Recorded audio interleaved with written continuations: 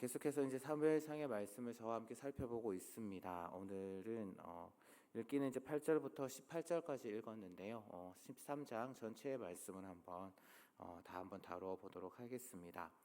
우리가 잘 알고 있듯이 이제 사무엘은 성경을 보게 되면 세 가지 직분을 가지고 있었습니다. 먼저 사사로서 이스라엘 백성들을 다스렸죠. 그리고 선지자로서 이제 하나님의 말씀을 이스라엘 백성들에게 전했습니다. 그리고 또한 제사장으로서 어떤 이스라엘 백성들을 대신해서 하나님 앞에 이제 제사를 드렸죠. 근데 11장에서 이제 사울이 이스라엘의 왕으로 선택이 됩니다. 등극하죠. 그래서 이제 사무엘은 자신이 가졌던 직분 가운데 사사의 직을 내려오게 됩니다. 그래서 12장, 우리가 지난번에 살펴봤던 12장 말씀에서 이제 고별연설, 사사직을 내려놓고 이제 고별연설을 하는 그런 모습을 우리가 살펴보았습니다. 그래서 고별연설의 내용을 보게 되면 이제 한마디로 하나님을 경외하고 하나님 말씀에 순종하며 살라라는 그러한 내용이었습니다. 그리고 자신은 그 백성들이 그렇게 살아갈 수 있도록, 이스라엘 백성들이 하나님을 경외하고 하나님 말씀대로 살아갈 수 있도록 항상 기도하고 또한 가르치는 일을 쉬지 않을 것이다 라고 그렇게 다짐하는 모습을 우리가 살펴보았죠. 오늘부터 나오는 사무엘의 모습은 바로 하나님의 말씀을 백성과 왕에게 전하는 그런 선지자의 역할에 충실한 그런 모습을 우리가 발견할 수 있습니다. 그리고 또한 오늘 우리가 읽었던 말씀은 이제 11장 15절에서 멈추었던 그 사울의 이야기가 다시금 시작되는 그런 모습처럼 보입니다. 그러니까 사울의 이야기 사이에 이제 사무엘의 고별 연설이 들어가 있는 그러한 모양새로 보인다는 것이죠. 그런데 공교롭게도 12장 말씀부터 이제 12장을 기점으로 해서 사울의 인생이 조금은 달라지게 됩니다. 무슨 말씀이냐면 12장 앞부분에서의 사울의 인생은 어떻게 보면 상승 곡선을 그리고 있는 그러한 모습이다라고 한다면은 12장이 지난 다음부터는 이제 하락세를 보이는 그런 모습이다라는 것이죠. 그래서 오늘 말씀을 한번 살펴보도록 하겠습니다. 1절 말씀부터 이렇게 보시게 되면 먼저 사울이 왕이 되었을 때 그의 나이가 바로 40세였습니다. 그리고 또 오늘 사건의 배경은 이제 사울이 왕이 된 지 약 2년이 지난 그런 시점이었는데요. 왕이 된 사울이 가장 먼저 했던 일은 바로 이스라엘 나라를 지킬 수 있는 군대를 편성하는 일이었습니다. 그래서 2절을 보게 되면 사울은 이스라엘 백성들 가운데 3,000명의 군사, 정예군, 을 세우게 되는 것이죠. 자신의 군대를 그렇게 만듭니다. 그래서 이렇게 군대를 만든 후에 그 군대를 두 개의 부대로 나눕니다. 각각 2,000명과 1,000명의 단위로 해서 두 부대로 나누는데 2,000명의 부대는 자신이 거느리고 1,000명이 되는 부대는 이제 자신의 아들인 요나단에게 그렇게 지휘를 맡기고 있죠. 그래서 이렇게 군대를 나눈 뒤에 군대를 믹마스, 베델 그리고 베냐민 기브아에 각각 배치를 하게 됩니다. 그래서 부대가 만들어진 뒤에 이제 첫 전투를 누가 하냐면은 바로 요나단이 시작을 합니다. 그래서 3절에서 이제 요나단은 베냐민 지파의 도시 가운데 하나였던 게바에 있던 바로 블레셋 수비대를 공격합니다. 그러니까 여기서 우리가 알 수 있는 것은 이제 블레셋이라고 한다면은 해안 지역에서 활동하던 해안 지역에 살던 그런 민족이었는데 그들이 이제 상당히 내륙 지역인 게바에까지 그래서 자신들의 수비대를 두었다라는 것은 그 당시 블레셋이 이스라엘 그 영토 안에서 크게 세력을 확장하고 있었다라는 사실을 우리가 확인해 볼 수 있습니다. 그래서 요나단이 이제 그 블레셋 수비대를 공격하죠. 그리고 블레셋 수비대를 공격했다라는 소식이 이제 블레셋 사람들의 귀에 들립니다. 그렇다면 당연히 블레셋이 행할 수 있는 취할 수 있는 행동은 바로 이스라엘을 공격하는 것일 겁니다. 그래서 사울은 온 땅에 나팔을 불어서 다시금 이제 군대를 소집하게 되는 것이죠. 근데 여기서 이제 사무엘서의 저자는 그 요나단의 행동, 어떻게 보면은 이스라엘 가운데 전쟁을 일으키는 전쟁의 그런 화마 가운데 몰아넣는 그러한 요나단의 그 모습을 그것이 블레셋을 공격한 것이 옳은 일인지 옳지 않은 일인지에 대해서는 평가하지 않습니다. 대신 13장과 14장의 전체의 말씀을 읽어보게 되면 오히려 요나단의 이러한 행동이 오히려 여호와를 의지하는 행동이었다라고 오히려 사무엘서의 저자가 평가하고 있다라는 사실을 우리가 알 수 있다라는 거죠. 다시금 말씀으로 돌아와서 이제 군사 3천으로는 이 블레셋의 군대를 막을 수 없다라고 판단한 사울은 나팔을 불어서 군대를 소집합니다. 그러자 온 이스라엘이 사울이 아니죠, 요나단이 블레셋 수비대를 친 일, 그래서 그것으로 인해서 이스라엘이 블레셋의 미움을 받은 그 소식을 듣고 사울의 부름에 즉각 반응을 해서 이제 길갈이라는 곳에 모입니다. 그래서 길갈에 모인 이스라엘 백성들은 사울과 함께 전쟁을 준비하죠. 그런데 이제 5절을 보게 되면 전쟁을 준비하는 이스라엘을 치기 위해서 올라온 그 블레셋의 군사력에 대해서 설명을 하고 있는데, 병거가 3만이고 마병이 6천이고 나머지 군인들도 바다의 모래와 같았다라고 그렇게 설명합니다. 만약에 우리 앞에 그런 군대가 있다라고 한다면 두려워 떨지 않을 사람이 아마 한 명도 없을 겁니다. 당연히 이런 군대의 규모를 보면 누구나 다 두려워할 규모인 것이죠. 그래서 6절을 보게 되면 블레셋의 군사 규모를 보고 공포에 휩싸인 이스라엘 백성들이 이제 도망을 칩니다. 굴과 수풀과 바위 틈과 은밀한 곳, 웅덩이 등등 자신이 숨을 수 있는 곳에 숨어 버리죠. 심지어 7절을 보게 되면 그들 중에 요단 강을 건너서 요단 동편 갓과 길라 땅으로 도망가 버리는 그런 사람들도 생겨납니다. 그래서 이것을 통해서 이제 블레셋에 대한 그 이스라엘 백성들의 공포가 얼마나 컸는지 그것을 우리가 알 수가 있는데요. 그리고 백성들뿐만 아니라 사울과 함께 이제 우리가 전쟁을 하겠다라고 함께 모였던 그 군인들까지도 두려움에 떱니다. 그래서 이런 상황에 8절에 사울은 이제 사무엘이 오기를 기다리고 있는 것이죠. 잠깐 10장 8절의 말씀을 한번 보도록 하겠습니다. 10장 8절의 말씀 앞에 나오는데요. 같이 한번 함께 읽어보겠습니다. 시작. 너는 나보다 앞서 길갈로 내려가라.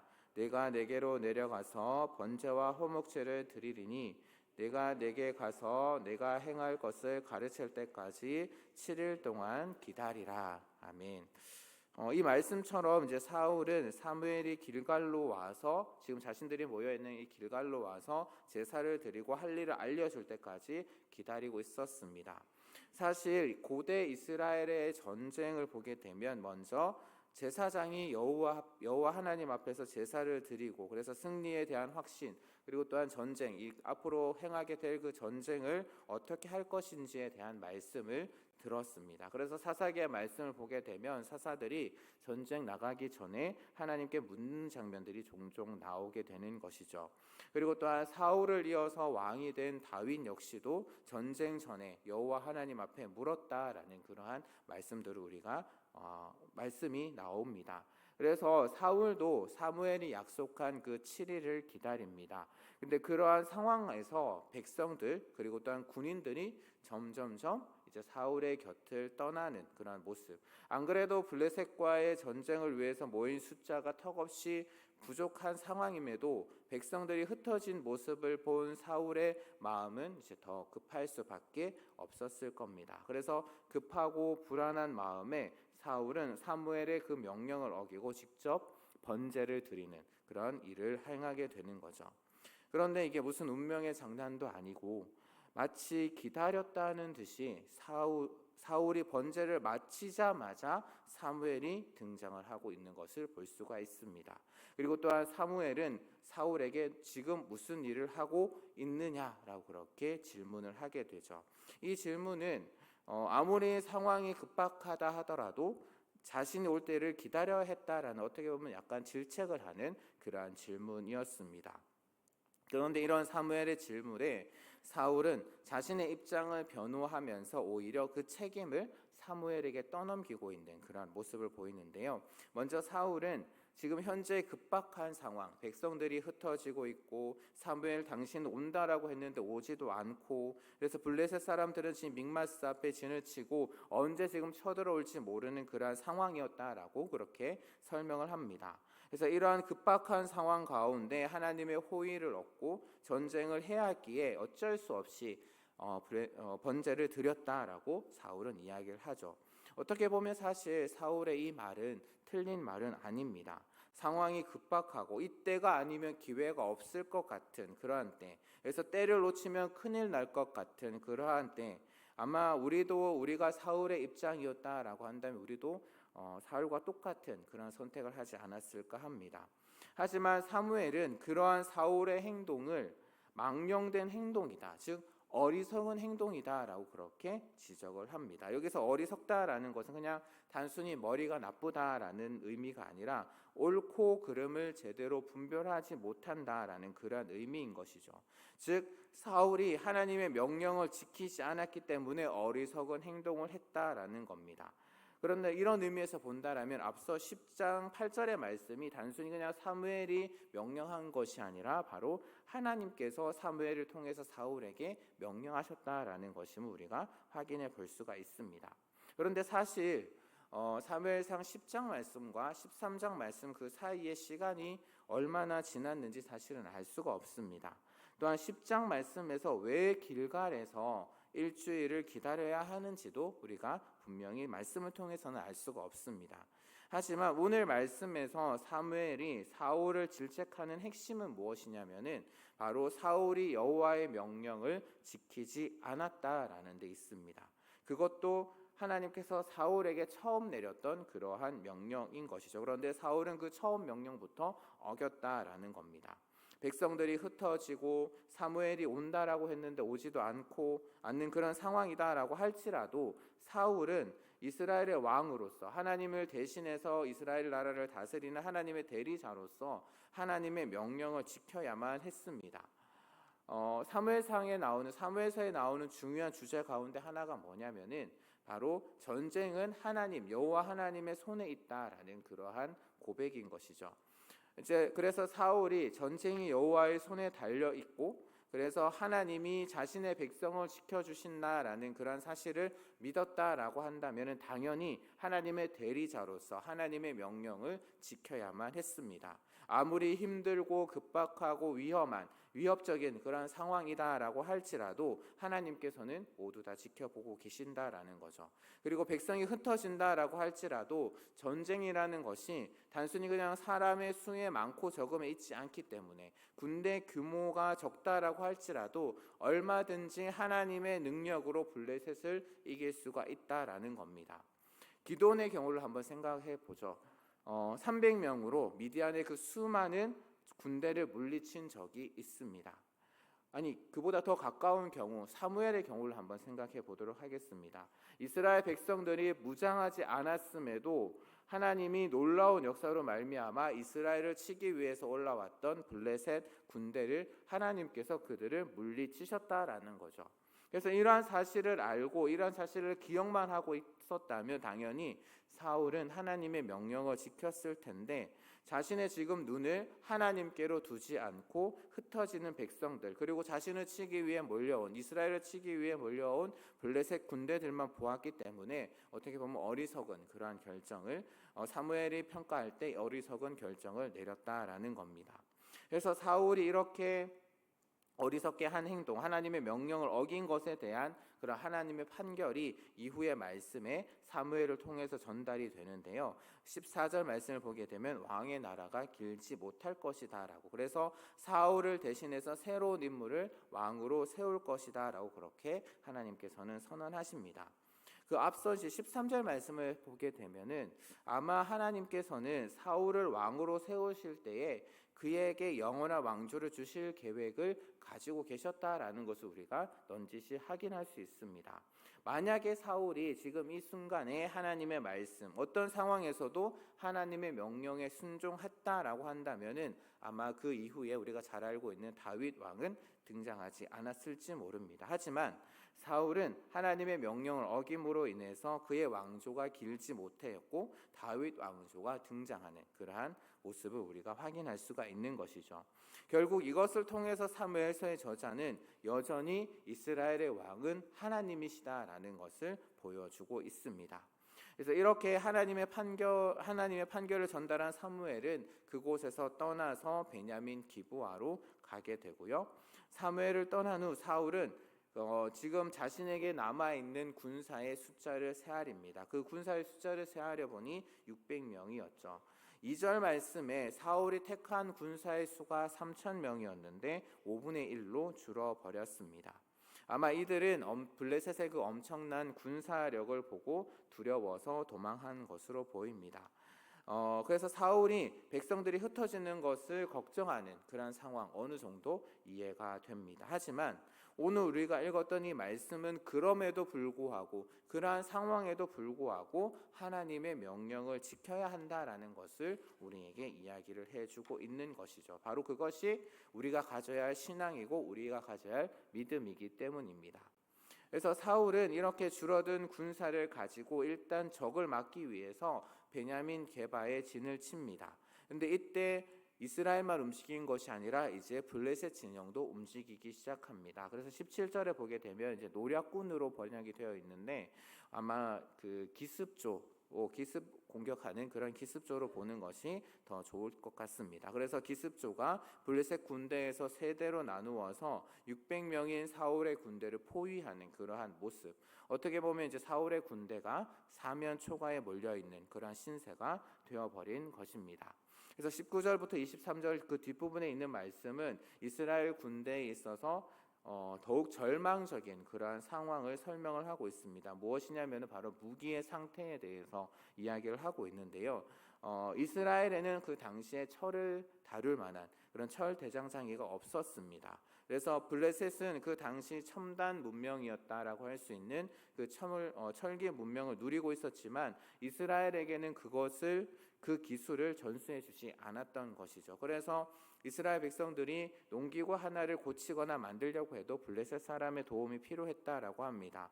이런 상황에서 철로 된 무기를 가진 사람은 이스라엘 진영에서 사울과 요나단 뿐이었다라는 거죠. 그런데 그에 반해서 블레셋은 병거를 수많이 가지고 있었다. 그래서 어떻게 보면 인간의 힘으로는 도저히 이길 수 없는 그러한 상황에 사울의 군대는 처해 있었다라는 것을 이후의 말씀은 이야기를 하고 있습니다. 그래서 앞서 말씀드렸던 것처럼 오늘 말씀에 나오는 사울의 행동, 급박한 상황 가운데서 하나님의 호의를 물어보기 위해서 제사를 드린 것, 어느 정도 이러한 상황이다라고 한다면은 인간의 지혜로는 이해가 됩니다. 그래서 이후에 다윗도 하나님의 뜻을 묻기 위해서 에봇을 입고 제사를 드린 것, 우리가 이후의 말씀들을 통해서 확인할 수 있는데요. 그런데 또한 이 상황이 어떻게 생각하면 마치 하나님께서 사울을 시험하시는 듯한 그러한 인상을 줍니다. 그러니까 사울이 번제를 마치자마자 사무엘이 등장하는 것을 보면 어떻게 이제 사무엘이 마치 지금 사울이 하는 행동을 멀리서 지켜보고 있다가 마치자마자 나타나는 듯한, 등장하는 듯한 그러한 인상을 주기 때문인 것이죠. 그렇게 본다면 사울의 입장에서는 참 억울한 일이 아닐 수가 없습니다. 아마 우리가 사울의 처지였다면 사울과 비슷한 선택을 했을지도 모르는데요. 하지만 오늘 말씀을 통해서 사무엘서의 저자가 우리에게 하고 싶은 말은 사울이 하나님의 말씀에 처음부터 순종하지 않았다라는 것입니다. 하나님이 택하신 왕으로, 하나님의 대리자로 하나님의 말씀에 순종하지 않는 그런 사울의 모습을 보여주면서 바로 참된 이스라엘의 왕의 모습은 어떠해야 되는지를 우리에게 보여주고자 했던 것이죠. 그래서 이스라엘의 왕으로서 사울은 하나님을 의지하지 않았습니다. 위기의 순간에, 절체절명의 순간에, 급박한 순간에 하나님이 아닌 세상을 바라보았던 것이죠.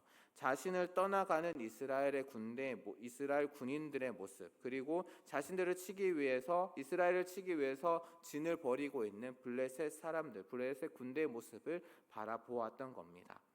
그러니까 사울은 지금 자신의 눈앞에 놓인 상황을 보면서 사람이 도저히 감당할 수 없는, 패할 수밖에 없는 그러한 상황을 맞이하게 되었던 것이죠. 아무리 사울이 군사적인 재능이 뛰어나고 지략이 뛰어난다라고 할지라도 어떻게 할 수 있는 그러한 방법이 없는 그러한 상황이었던 겁니다.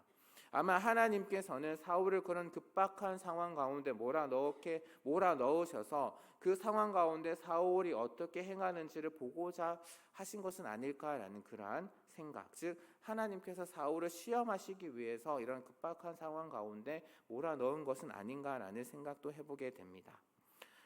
고린도후서 1장의 말씀을 보게 되면 사도 바울이 이제 복음을 전하면서 자신이 어떤 고난을 당하고 있고 어떤 핍박을 당했는지 이야기를 하고 있는데요. 그 가운데 자신이 복음을 전하면서 핍박을 받고 또한 고난을 당하는 그러한 상황 가운데서 사도 바울은 한 가지 중요한 진리를 깨닫습니다. 고린도후서 1장 8절과 9절의 말씀 같이 한번 함께 읽어보도록 하겠습니다. 함께 읽겠습니다. 형제들아, 우리가 아시아에서 당한 환난을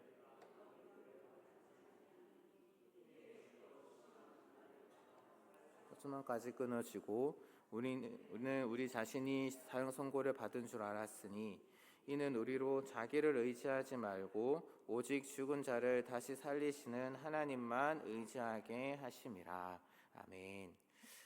사도행전의 기록을 보게 되면 사도 바울이 복음을 전하면서 우리가 어떤 고난을 당하였고 어떤 어려움을 당했는지 우리가 알 수 있습니다. 특별히 또한 고린도서 12장의 말씀을 보게 되면 사도 바울을 괴롭히던 그런 육체의 가시도 있었죠.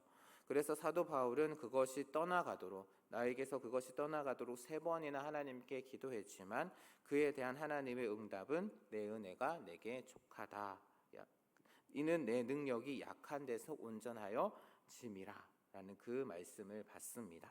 그러니까 자신의 약함으로 인해서 하나님의 능력이 내 속에 임한다라는 것. 그래서 자신의 약함을 의지하고 하나님을 의지할 때 하나님의 능력이 또 그리스도를 죽은 자 가운데서 살리신 그 하나님의 능력이 자신 가운데 임한다라는 사실을 바울은 깨달았던 것입니다.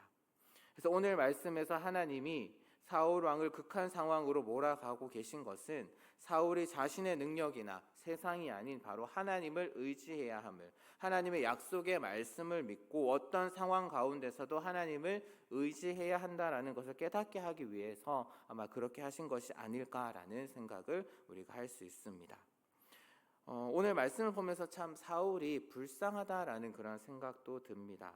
과연 우리가 사울이었으면 하나님의 약속의 말씀을 기억하고 하나님의 명령에 순종하고 하나님을 과연 의지할 수 있었을까라는 그러한 생각도 들게 됩니다. 그래서 그런 사울에게는 참 미안하지만 오늘 말씀을 통해서 우리는 사울과 같은 상황에 처한다라고 했을 때 우리가 어떻게 행해야 되는지에 대한 교훈을 얻습니다. 하나님을 의지해야 된다라는 것이죠. 어떤 상황 가운데서도 하나님을 의지해야 된다. 왜? 하나님께서는 이 세상 모든 만물을 지으시고 다스리시는 왕이시기 때문이죠. 예수 그리스도를 죽은 자 가운데서 살리실 능력을 가지신 전능하신 분이시기 때문입니다. 그리고 또한 우리에게 약속하신 그 약속의 말씀을 주시고 그 말씀을 반드시 이루시는 또한 신실하신 분이시기 때문입니다. 근데 그런 하나님이 바로 우리의 목자이시고 우리의 아버지이시다라는 거죠. 우리와 영원히 함께 하시겠다라고 약속하셨고 그 약속을 지키시기 위해서 우리에게 성령을 주셨고 성령을 통해서 지금도 그 약속을 지켜나가고 계시는 분이십니다. 그래서 모든 것을 포기하고 싶을 때 절망의 순간에 정말 급박한 상황 가운데서 이러한 하나님을 의지하는 여기에 모인 모든 귀한 성도님들 되시기를 바랍니다. 천만인이 나를 치려고 할지라도 진칠지라도 나와 함께 하시는 하나님이 계시기에 전혀 두렵지 않다라고 고백했던 그 다윗의 고백이 저와 여러분의 고백이길 원합니다. 그래서 하나님의 말씀에 순종함으로 하나님의 자녀로서 하나님께 영광 올려드리는 삶을 살아가는 그런 저와 여러분이 되기를 주님의 이름으로 축복합니다. 기도하겠습니다. 사랑하는 풍성하신 하나님 아버지 감사합니다. 하나님을 더욱 의지하며 살아가는 저희들의 삶이 되기를 원합니다. 우리를 만드시고 지금까지 함께 하시고 지켜주신 하나님, 신실하시고 영원토록 변함이 없으신 하나님을 믿고 의지하며 우리를 백성 삼아 주심에 감사드리며 어떤 상황 가운데서라도 하나님을 의지하는 저희들의 삶이 되게 하여 주옵소서. 상황이 좋을 때라도 반대로 또한 상황이 정말 급박하고 절체절명의 순간이라고 할지라도 나와 함께 하시는 이 세상 모든 만물의 왕이 되시는 하나님만을 바라보며 하나님 한 분만을 의지하며 그 상황을 이겨낼 수 있게 하여 주시옵소서. 우리에게 믿음을 더하여 주시고 담대함과 용기를 허락하여 주시옵소서. 그렇게 행하실 하나님을 찬양합니다. 감사드리며 예수님 이름으로 기도합니다.